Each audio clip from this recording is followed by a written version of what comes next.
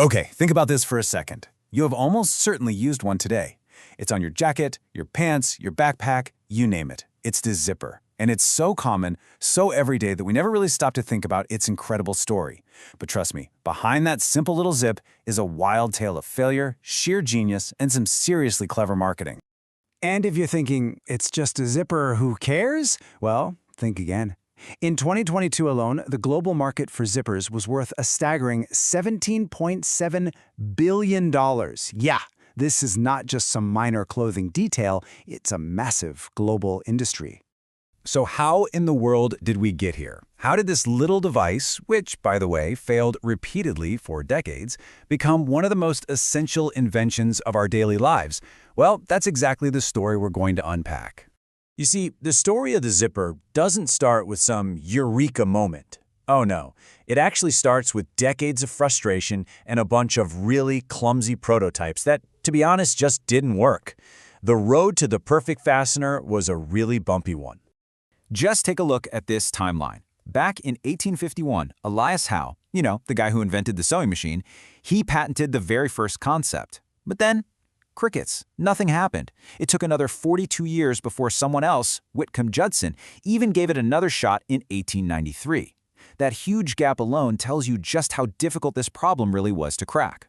And what's so interesting is why these early versions failed so spectacularly. Howe's invention was basically just a super elaborate string drawn, and he got so busy with his sewing machine empire he never even bothered to market it. Then you have Judson's Clasp Locker. It was a little closer to the idea we know, but it was this clunky hook and eye thing that had a nasty habit of just popping open at the worst possible moments. It was so unreliable that it pretty much flopped at the Chicago World's Fair. So, after all these failures, this invention needed a hero, and that hero came in the form of a brilliant Swedish-American engineer who took a fundamentally flawed idea and just meticulously, piece by piece, engineered it into the reliable device we all use today. His name was Gideon Sundback. He was the head designer at the Universal Fastener Company. And in a sad turn of events, after his wife passed away, he poured all of his grief and energy into his work, becoming absolutely determined to fix the problems that had stumped everyone else for over half a century. So, how did he do it? Well, first, he more than doubled the number of teeth per inch, which made the whole thing way stronger. But then came the real stroke of genius. He designed each tooth with a tiny little dimple on the bottom and a little bump on top. That way, they would lock together perfectly and securely. By 1917, he patented his separable fastener, and get this, he even invented the machine to mass produce it. He didn't just invent the zipper, he invented the way to make the zipper. But, a great invention isn't always enough. For a while, it was still just being used on weirdly specific things like boots and tobacco pouches. To really take over the world, it needed a much catchier name and some absolutely killer marketing. And that catchy name came along in 1923. The B.F. Goodrich Company started putting the fastener on its new rubber galoshes. The company president, a guy named Bertram Work, apparently just loved the sound it made, that satisfying zip, so he suggested they call the boots zippers. Well, the name ended up sticking to the fastener, not the boots, and an icon was born right there. The first huge marketing breakthrough happened in the 1930s. Advertisers started tapping into the new and popular field of child psychology. They began pitching zippers as a tool for self-reliance. The message to parents was simple and brilliant. Zippers will help your children become more independent. It was an amazing strategy that finally brought the zipper into people's homes. Okay, so with kids' clothes conquered, the next target was menswear. In 1937, a massive marketing campaign in Esquire magazine framed the choice between buttons and zippers as this modern-day duel for men's trousers. They famously called it the Battle of the Fly. And here's how they won that battle. Marketers sold the zipper as the sleek, modern, and, this is the important part, the more secure option. This quote from the campaign promised to save men from, well, the possibility of unintentional and embarrassing disarray. I mean, with a pitch like that, the button fly didn't really stand a chance, did it?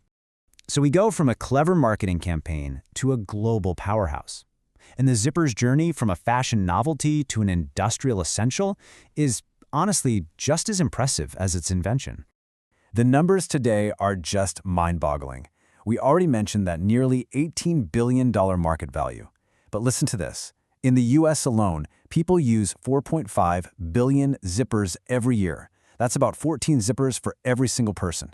and almost half of every zipper in the world comes from one single company. Yep, that company is the Japanese giant YKK. You've definitely seen those 3 letters on your clothes. Their total dominance comes from a business philosophy called vertical integration.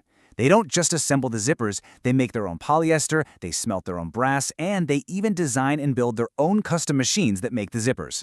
By controlling every single step of the process, they guarantee a level of quality that is incredibly hard for anyone else to compete with. That, right there, is the secret to their success. Now, Sundback's original design was totally revolutionary, but the technology hasn't exactly stood still since 1917. Today, the zipper has evolved into thousands of specialized forms, becoming a critical component in everything from high-fashion handbags to the gear firefighters wear into burning buildings. I mean, just look at the variety. You've got your classic tough metal zippers on your jeans, the flexible coil zippers on backpacks, and those durable plastic molded ones on winter jackets. And then you get into the really high-tech stuff, waterproof zippers for scuba gear, and even completely airtight zippers that NASA developed for space suits. From boots to space, not a bad run. So the next time you zip up your jacket, just take a second to remember that whole journey. From a clumsy hook-and-eye failure at the World's Fair to a high-tech marvel that literally went to space. It's an amazing testament to engineering, perseverance, and of course, the power of a really good name. It kind of makes you wonder, what other simple objects around us have stories this incredible? Don't forget to like and subscribe for more How Meets History.